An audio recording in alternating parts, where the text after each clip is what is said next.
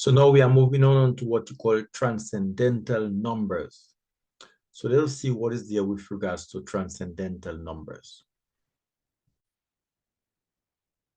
So we're going to unit 1. Let's see what it says with regards to transcendental numbers.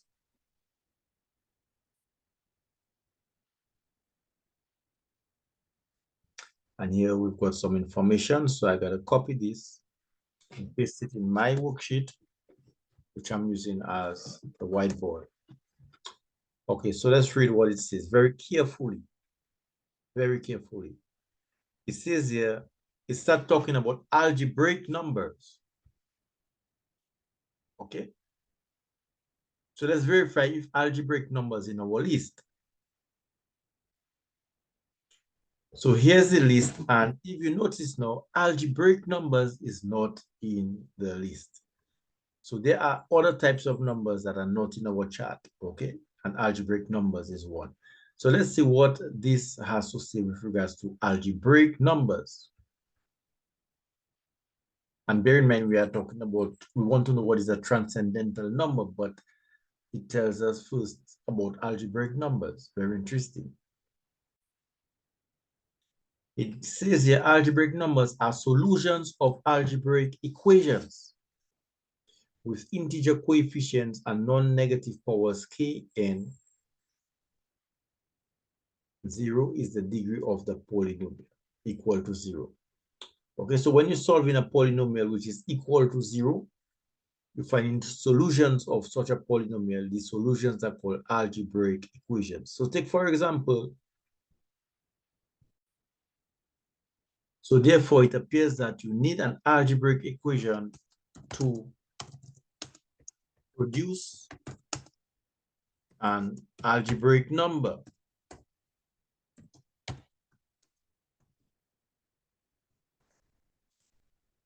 Okay, so here we have an algebraic equation 4x plus 28 is equal to 36. Okay, and but it says that the equation, the polynomial has to equal to 0. So therefore now this is not an adequate example.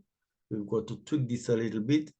Let us see, for instance, you've got 4 plus 8 equals 0. You have to equal 0. And then when we find the solution now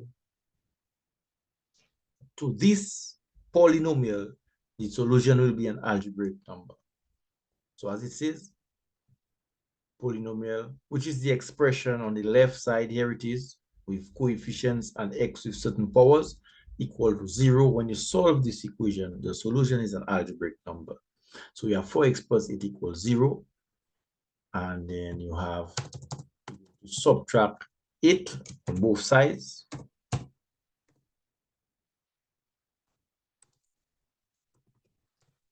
Cancel out 8. So I left with 4x is equal to negative 8. And we are going to divide by 4. So we got x is equal to negative 2. So negative 2 will be the algebraic number. Now this is an algebraic number, but we want to find what is a transcendental number. So it says every rational number is an algebraic number. Here is our negative 2 that we got. It's an algebraic number. 2 over 3. Okay. Is an algebraic number. Every rational number, which is a number that you can express as a fraction, is an algebraic number. Now, it says non-algebraic numbers are called transcendental numbers. Numbers that are not solutions to polynomials of that format equals 0 are transcendental numbers. And the degree of rational number is equal to 1, 2, or 3. It says a transcendental number has no degree. So let us delve in further as to some examples of transcendental numbers. So you can simply type in Google examples of transcendental numbers, because these are numbers that are not solutions to algebraic equation. Non-algebraic numbers are called transcendental numbers.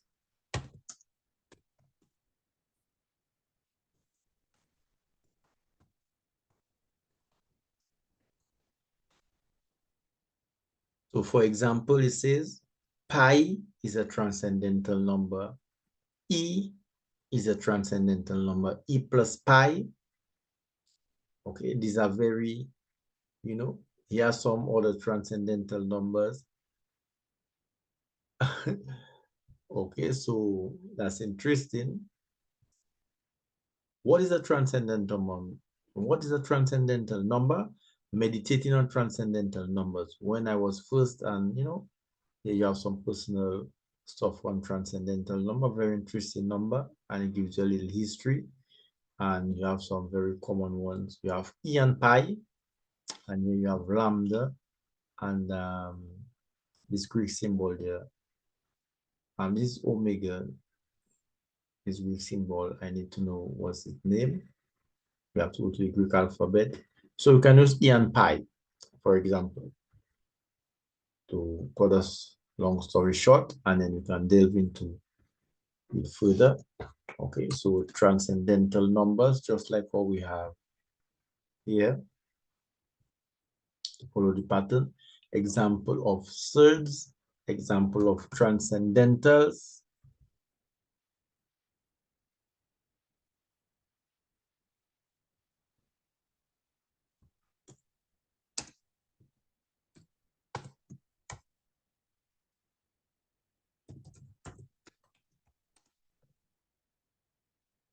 And we've got two common one. Pi is like 3.14 approximately. Okay. It's even used as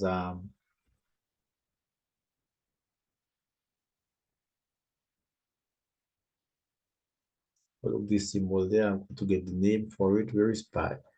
Pi there, and E and multiples thereof. But let's say if you have 4 pi is another transcendental number because pi is present. Okay. E squared. Okay, these are transcendental numbers. Oh, and it says transcendental numbers.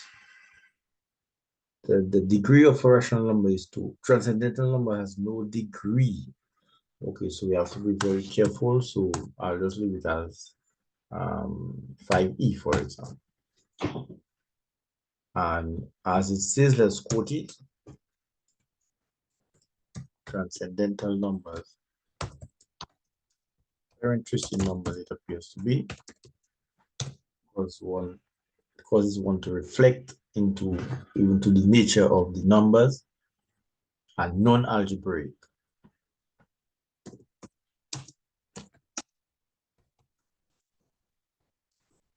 You see numbers like pi and e, these are numbers that naturally occurs in nature. Okay. When mathematicians and scientists delve into nature, these numbers just appear into the behavior of some natural phenomenon. Okay. So they call them transcendental numbers.